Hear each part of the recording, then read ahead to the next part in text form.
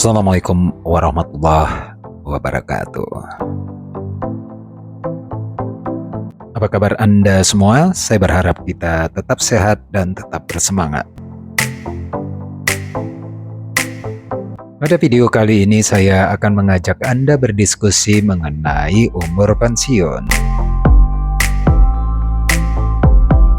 Dasarnya, saya mendapat banyak pertanyaan mengenai kebijakan pemerintah di awal tahun 2025 ini menaikkan umur pensiun menjadi 59 tahun. Pertanyaan datang dari rekan-rekan yang sudah pensiun maupun yang masih bekerja, khususnya mengenai dampaknya terhadap mereka. Sebenarnya kebijakan ini merupakan kebijakan lama, Peraturan Pemerintah Nomor 45 Tahun 2015 perihal jaminan sosial. Namun karena dalam kebijakan tersebut implementasinya bertahap, jadinya sepertinya kebijakan ini kebijakan baru. Diskusi umur pensiun sebenarnya merupakan hal yang menarik dan bisa sangat panjang karena banyak aspek yang bisa didiskusikan, apalagi dihubungkan dengan aspek kesejahteraan. Namun pada video ini bahasan hanya kita batasi pada umur pensiun dan kaitannya tentu dengan umur produktif dan umur harapan hidup.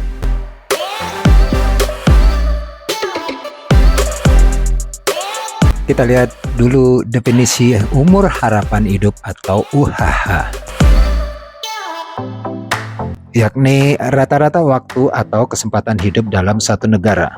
Menurut WHO, kesempatan hidup orang Indonesia mencapai 73,6 tahun atau sedikit lebih baik dari rata-rata seluruh dunia yang hanya 73,3 tahun. Sementara negara dengan kesempatan hidup paling tinggi adalah Jepang dengan umur 84,3 tahun. Selanjutnya, definisi umur atau usia produktif, yakni usia di mana seseorang mampu menghasilkan sesuatu, baik itu barang maupun jasa. Dalam hal usia produktif, kita mengikuti standar internasional labor organisasi, yakni 15-64 tahun. Definisi usia pensiun secara umum adalah umur di mana seseorang mengakhiri masa kerja dan memulai hidup sebagai pensiunan. Sedangkan dalam PP 45 tahun 2015, umur pensiun adalah umur untuk menerima manfaat atau jaminan pensiun. Untuk jelasnya saya ulangin kembali definisi umur pensiun. Secara umum, umur pensiun didefinisikan sebagai umur di mana seorang mengakhiri masa kerja dan memulai hidup sebagai pensiunan.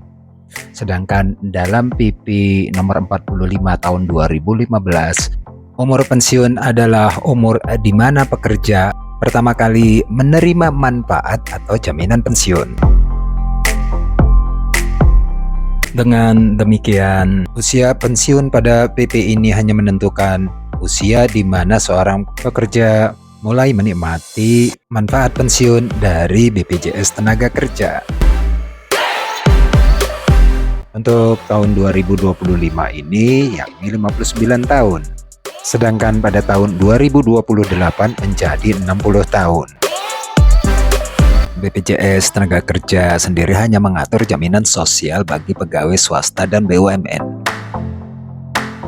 Karena itu, dampak perubahan usia pensiun ini hanya akan dirasakan oleh rekan-rekan pensiunan yang berasal dari perusahaan swasta dan BUMN. Itu juga terbatas pada mereka yang sampai dengan Desember 2025 berusia 58 tahun. Karena mereka harus menunda pencairan jaminan pensiun mereka sampai dengan tahun 2026 atau ketika usia mereka mencapai 59 tahun. Penambahan usia pensiun dalam arti kata berhenti bekerja di perusahaan swasta dan BUMN Dilakukan atas dasar kesepakatan antara perusahaan dengan pekerja dan didudukkan dalam kesepakatan kerja bersama atau KKB antara serikat pekerja dan perusahaan. Dari hasil pengamatan saya, usia pensiun di perusahaan-perusahaan swasta umumnya di bawah 60 tahun, sebagian besar antara 56 sampai 58 tahun. Sedangkan untuk menyesuaikan usia pensiun sesuai dengan peraturan pemerintah tadi harus melalui kesepakatan antara perusahaan dengan pegawai. Dalam hal ini, serikat pekerja. Pemerintah memang tidak mencampuri dan mengatur hal ini. Kalau tadi pengaturan pegawai swasta dilakukan pemerintah melalui BPJS Tenagakerja, pegawai pemerintah baik itu PNS maupun ABRI, pengaturannya dilakukan melalui Badan Kepegawaian Negara. Usia pensiun di PNS dan ABRI berbeda menurut golongan dan jenis pekerjaannya. Pegawai sampai golongan 3 pensiun di usia 58 tahun. Sedangkan pegawai golongan 4A, B, dan C akan pensiun di umur 60 tahun. Golongan 4D dan E bisa sampai 65 tahun. Sementara dosen pensiun di umur 65 tahun dan profesor bisa sampai 70 tahun. Membandingkan usia pensiun pegawai swasta dengan usia produktif, pegawai swasta sudah pensiun padahal usianya masih produktif. Sedangkan kalau kita bandingkan dengan angka harapan hidup, mereka bisa menikmati masa pensiun selama 15-17 tahun. Sementara dosen dan profesor, mereka bisa bekerja sampai melewati batas usia produktif. Dan masa pensiun mereka tentunya jauh lebih pendek, yakni 4-9 tahun. Sedangkan PNS dan ABRI memiliki usia pensiun yang lebih moderat, dalam arti mendekati usia produktif. Pertanyaannya, mengapa pegawai swasta pensiun masih sangat muda atau masih pada usia produktif? Apakah karena perusahaan swasta memang menginginkan pegawainya yang muda agar produktivitas tetap tinggi? Untuk menjawabnya tentu kita harus melihat angka pengaruh usia terhadap produktivitas. Beberapa penelitian menunjukkan hanya sekitar 30-40% produktivitas dipengaruhi oleh usia, dan sisanya banyak faktor, diantaranya justru pengalaman dan pelatihan. Untuk pengalaman, pastinya semakin tua semakin baik. Faktor teknologi juga berdampak besar untuk mengurangi pengaruh usia terhadap produktivitas. Contohnya, pekerjaan yang dahulu harus dikerjakan menggunakan tenaga manusia, sekarang mungkin sudah digantikan dengan mesin.